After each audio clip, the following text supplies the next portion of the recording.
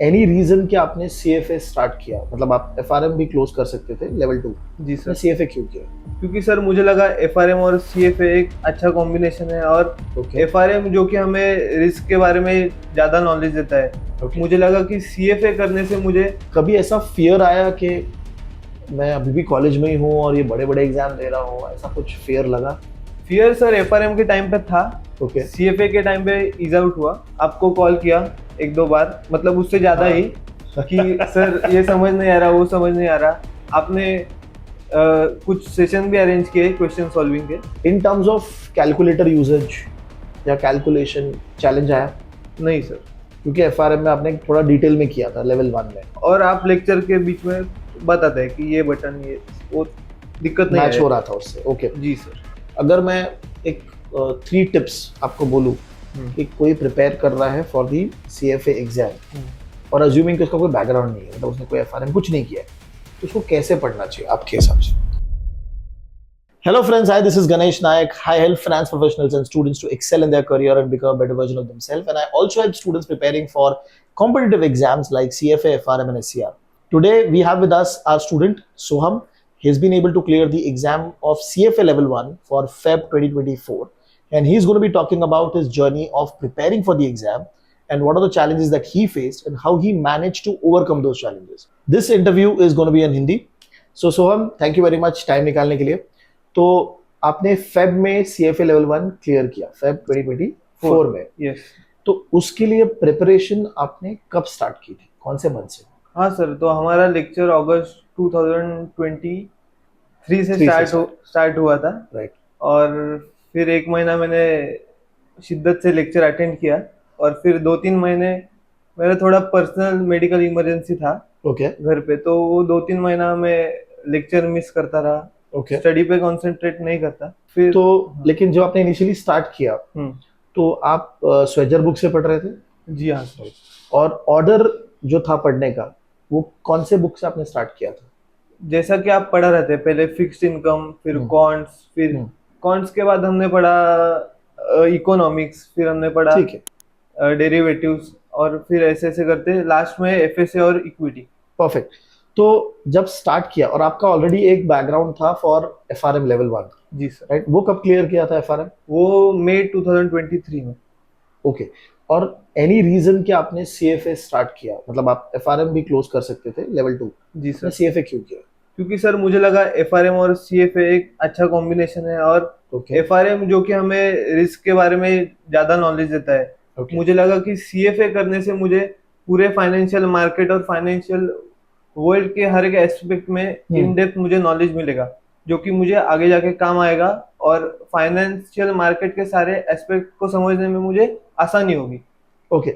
और आपने CFA level 1 जो है वो क्योंकि 2023 में आपने क्लियर किया था, जी सर। कौन से मंथ में क्लियर किया था एफआरएम? में। ओके, तो आपने नवंबर में दिया, आपने बोला कि मैं फेब में दूंगा for the CFA level 1। Yes. Okay. और जब आप प्रेप कर रहे थे, ओके, तो आपका जो डेली प्रिपरेशन का टाइम था, ओके, वो आप कितना दे रहे थे? जो कि मैंने नवंबर मिड में मैंने फिर से चालू किया, आपसे बात करके कि कैसे चालू करूँ, क्या चालू करूँ। वो तो मैं 3 से 4 घंटे रोज पढ़ता था।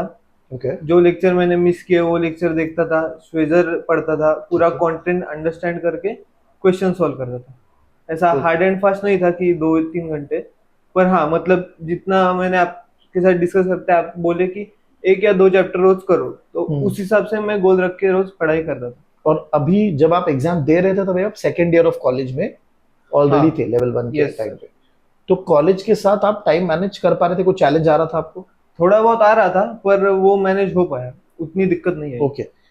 कभी ऐसा फियर आया कि मैं अभी भी कॉलेज में ही हूँ और ये बड़े बड़े एग्जाम दे रहा हूँ, ऐसा कुछ फियर लगा? फियर सर एफआरएम के टाइम पे था। ओके। सीएफए के टाइम पे ईज आउट हुआ, और जो कि मैंने नवंबर मिड में फिर से चालू किया, मुझे लगा मैं बहुत पानी में हूँ, क्योंकि एफआरएम में होते हैं 4 सब्जेक्ट, और सीएफए लेवल 1 पहले मैंने थोड़ा लाइटली लिया, फिर 10 सब्जेक्ट, फिर कुछ सब बैकलॉग था, तो थोड़ा पहले स्ट्रेस में था, पर जैसे जैसे पढ़ता गया मेरा स्ट्रेस ईज आउट हो गया। तो नवंबर मिड से जब स्टार्ट किया फॉर दी फेब, तो कैसे चल रहा था? मतलब 3 चैप्टर पढ़ के उसको इमीडिएटली सॉल्व कर रहे थे या एक चैप्टर पढ़ के फिर इमीडिएटली सॉल्व कर रहे थे? तो जो चैप्टर मैं पढ़ता था उसका श्वेजर में वही तुरंत करता था, और जो कैंडिडेट रिसोर्सेस है जो हमें सीएफए इंस्टीट्यूट प्रोवाइड करता है वो मैंने दिसंबर एंड या जनवरी से चालू किया। ओके, तो वो चैप्टर्स को आप स्वेजर के भी क्वेश्चंस कर रहे थे हाँ और इंस्टीट्यूट के भी क्वेश्चन जो पोर्टल पे अवेलेबल थे। जी सर। और सबसे ज्यादा डिफिकल्ट बुक कौन सा लगा? मेरे लिए सर सबसे ज़्यादा डिफिकल्ट एफएसए रहा, क्योंकि मैं 11th-12th साइंस बैकग्राउंड से हूँ, तो इसलिए मुझे अकाउंटिंग का पूरा ऐसा बेसिक अंडरस्टैंडिंग क्लियर नहीं था, पर ओके। एफएसए डिफिकल्ट था पर पढ़ने में बहुत मजा आया। और जैसे एफआरएम किया हम्म। तो कौन से बुक्स आपको बहुत ज्यादा इजी लगे या उससे कनेक्टेड लगे? सर फिक्स्ड इनकम क्वांट्स, ये मतलब बहुत सारा सिमिलर था कंटेंट, ओके। पर जब तक मैं पढ़ाई शुरू किया तब टेक्निकल एस्पेक्ट थोड़े बहुत भूल गया था मैं। अच्छा। हाँ, पर ओवरऑल अंडरस्टैंडिंग थी, और डेरिवेटिव्स और इक्विटी मेरे को बहुत आसान गया। डेरिवेटिव्स एंड इक्विटी, तो ये जो फिक्स्ड इनकम और क्वांट था फिर से एक बार पढ़ा तो सही हाँ, हो गया क्योंकि हाँ। आपने पहले कुछ देखा था। Ji sir. Okay. In terms of calculator usages या कैलकुलेशन चैलेंज आया? नहीं सर। क्योंकि एफआरएम में आपने थोड़ा डिटेल में किया था लेवल 1 में, और आप लेक्चर के बीच में बताते हैं कि ये बटन ये वो, दिक्कत नहीं मैच हो आएगी। रहा था उससे। ओके। जी सर। जो एफएसए था जो आपको सबसे ज्यादा डिफिकल्ट एफएसए लगा, हाँ सर। उसके बाद कौन सा था जो ऐसा कोई बुक जो आपको चैलेंज कर रहा था? चैलेंज बाकी सर इको में थोड़ा चैलेंज हुआ, मतलब थ्योरी में थोड़ा कंफ्यूजिंग था कोई कोई टॉपिक, पर बाकी सर इजी था। इकोनॉमिक्स पहले पढ़ा हुआ है कॉलेज में? हाँ सर, मतलब थोड़ा बहुत पढ़ा हुआ 13th है। पे पढ़ा होगा। हाँ यस सर। ओके, तो वो थोड़ा सा आइडिया है। आइडिया था। और कॉर्पोरेट फाइनेंस? कॉर्पोरेट फाइनेंस भी पढ़ा था मैं। क्लियर था, मतलब बेसिक हाँ। आपको पता थे क्या? हाँ बेसिक पता था। ओके। और एफएसए को कैसे टैकल किया, इन द सेंस आपने जो फर्स्ट टाइम रीड किया होगा आपको टफ लगा जैसे आपने बताया, जी सर। तो टैकल कैसे किया उसे? टैकल सर मैंने बार बार पढ़ा। कितने बार रीड किया होगा? एफएसए में सर 2 या 3 बार रीड किया होगा। पूरा स्वेजर? हाँ श्वेजर, मतलब रीड किया इन द सेंस समझा कि क्या दिया है क्या नहीं। आपको कॉल किया 1-2 बार, मतलब उससे ज्यादा हाँ। ही, कि सर ये समझ नहीं आ रहा वो समझ नहीं आ रहा। आपने कुछ सेशन भी अरेंज किए क्वेश्चन सॉल्विंग के। हाँ। और जैसे कि हमारे बैच में निपुण और सत्यानंद और मैं, हम 3 थे, हम एक साथ पढ़ाई करके आपने हमारा डाउट क्लियर किया है फिर से। ओके। और उसमें आप जब इंस्टीट्यूट के क्वेश्चन सॉल्व कर रहे थे, मतलब बाकी बुक्स में इंस्टीट्यूट के कैंडिडेट रिसोर्स में आप जब सॉल्व कर रहे तो क्या एवरेज स्कोर आ रहा था, और एफएसए में क्या एवरेज स्कोर आ रहा था? एफएसए में सर मेरा 70% पहले के चैप्टर में, फिर 60% के भी नीचे आ रहा था कोई अच्छा। कोई चैप्टर में, ओके। और फिर लास्ट के रेशियो वगैरह वो सब चैप्टर में फिर से स्कोर हाई है। और बाकी जो कॉर्पोरेट फाइनेंस हो गया उनके सॉल्विंग में कैसे हो रहा था? वो सर थ्योरी बेस्ड तो था, ठीक ठाक था, पर वो कैलकुलेशन ड्रिवन क्वेश्चन जो इंस्टीट्यूट कैंडिडेट रिसोर्सेज में होते हैं वो थोड़े डिफिकल्ट रहते हैं। और ओवरऑल मेरा एक्यूरेसी था 65 और 75 के बीच में। ओके। बाकी सारे सब्जेक्ट्स के लिए, और हाँ। एफएसए के लिए कहीं पे नीचे आ रहा था? हाँ एफएसए में मतलब कहीं कहीं 50% ऐसा नीचे आया था बहुत, और डेरिवेटिव इक्विटी में अच्छा था, क्योंकि वो आपको इजी लग रहा था। हाँ। बेसिकली इसी। एथिक्स को कैसे मैनेज किया, तो जो तो कभी पढ़ा नहीं होगा। हाँ सर, एफआरएम में था एथिक्स, एक चैप्टर था। एक चैप्टर था, पर यहाँ पे एथिक्स क्योंकि मैंने लास्ट में सॉल्व किया, मतलब लास्ट में शुरू किया अच्छा, ethics। सारे बुक्स होने के बाद एथिक्स आपने पकड़ा? जी सर।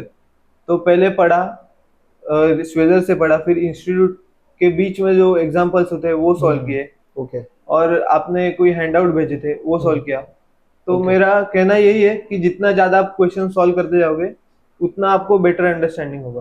तो लगभग एथिक्स के ही कितने क्वेश्चन सॉल्व किए होंगे? 250 के आसपास, आसपास। 250 के आसपास आपने सॉल्व किए रहेंगे। हाँ, जब एग्जाम्पल के साथ।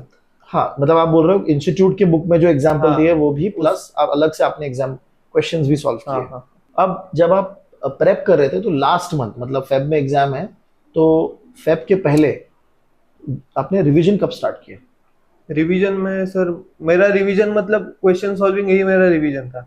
ओके। हाँ, मतलब क्वेश्चन सॉल्व करता था अलग, मतलब कैंडिडेट रिसोर्सेज और फिर हमारा क्वेश्चन बैंक, और फिर किस में कमी आ रही है वो फिर से जाके रीड करना। ओके। वो मेरा रिवीजन का टेक्निक था। तो ऐसा नहीं हुआ कि आपका सब चीज कंप्लीट हो गया, हाँ। For example question bank, and then आपने सिर्फ एक फुल फ्लेज रिवीजन किया, ऐसा नहीं हुआ? वैसा नहीं हुआ, लास्ट के 4-5 दिन में मैंने रीड किया सर। क्योंकि टाइम मतलब हाँ। ऑलरेडी आप डिलेड थे उस मैं चक्कर में। डिलेड था। Okay yes sir. ओके। और कितने मार्क्स दिए सर जो इंस्टीट्यूट प्रोवाइड करते हैं 2, वही मार्क्स मैंने दिए। प्रॉपर? उसमें आपका एवरेज स्कोर क्या आ रहा था? पहले मॉक में मेरा टोटल स्कोर था 71% और दूसरे मॉक में मेरा 85 के ऊपर ही गया। अच्छा, बट दूसरा मॉक कंपैरेटिवली इजी लग रहा था। हाँ इजी था। ओके वो भी है। ओके। और ओवरऑल लेवल पे आप एग्जाम के, तो एग्जाम में वो प्रेशर मेरे हिसाब से नहीं होगा, बिकॉज सी एफआरएम का सिमिलर एक एग्जाम देखा हुआ है, कॉम्पिटिटिव एग्जाम। हाँ हाँ। तो वो टेंशन नहीं था कि कैसे कॉम्पिटिटिव एग्जाम टैकल करना है, करेक्ट? ये सर, और उनका हैंडलिंग जो स्टाफ रहता है वो भी मतलब सॉफ्ट स्पोकन रहता है। हाँ, उनका प्रोसेस तो वैसे भी बहुत स्ट्रीमलाइंड है हाँ कि चेकिंग होगी, सब प्रॉपर तरीके से वो लोग करते हैं, तो वो आई डोंट थिंक मतलब सो। प्रेशर में नहीं डालते, ठीक है, संभाल के लेते हैं हमें। ओके। जब एग्जाम से निकले, अच्छा मॉर्निंग एग्जाम और आफ्टरनून एग्जाम, ओके, बीच में जनरली गैप होता है। जी सर। सेकंड एग्जाम में नींद आ रही थी क्या? नहीं आ रही थी, नींद ही नहीं, एग्जाम का प्रेशर था, नींद नहीं आई।